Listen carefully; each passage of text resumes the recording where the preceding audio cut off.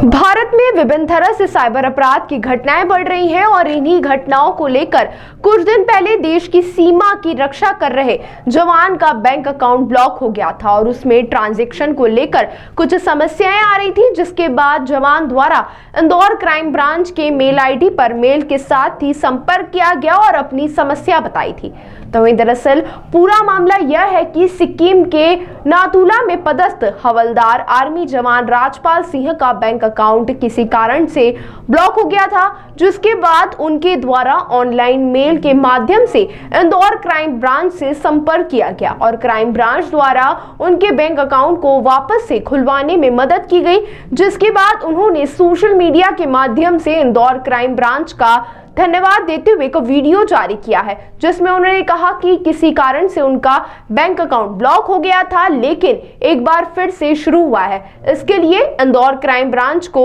धन्यवाद है। साथ ही crime branch additional DCP Rajesh Dhandotiya का कहना है कि कई बार साइबर अपराधियों के द्वारा जो बैंक अकाउंट में रुपए ट्रांसफर किए जाते हैं उसमें सीक्वेंस के आधार पर कई लोगों के अकाउंट ब्लॉक हो जाते हैं और इसी तरह का यह भी एक मामला था जिसमें हमने जवान की मदद की है, जिस पर से उन्होंने हमारे कार्य की सराहना की है। मेरा नाम हवलदार राजपाल सिंह है। मैं भी सिक्किम में नाथुला पे पोस्टेड हूँ। मेरा जो बैंक अकाउंट था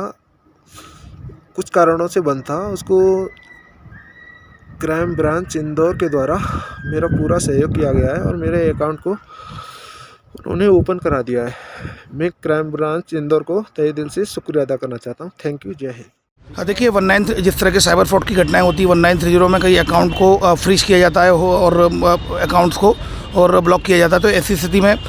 कई लोगों के ऐसे अकाउंट्स ब्लॉक हो जाते हैं जो कहीं परचेज करते हैं तो उनकी गलती नहीं होती, पर चूँकि ठगी का पैसा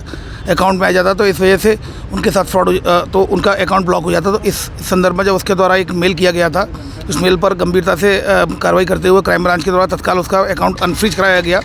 चूँकि नाथुला जो बॉर्डर है वहाँ पर वो काम कर रहा है, तो उसके द्वारा वहाँ से एक वीडियो बनाकर धन्यवाद के लिए यहाँ भेजा गया क्राइम ब्रांच के लिए।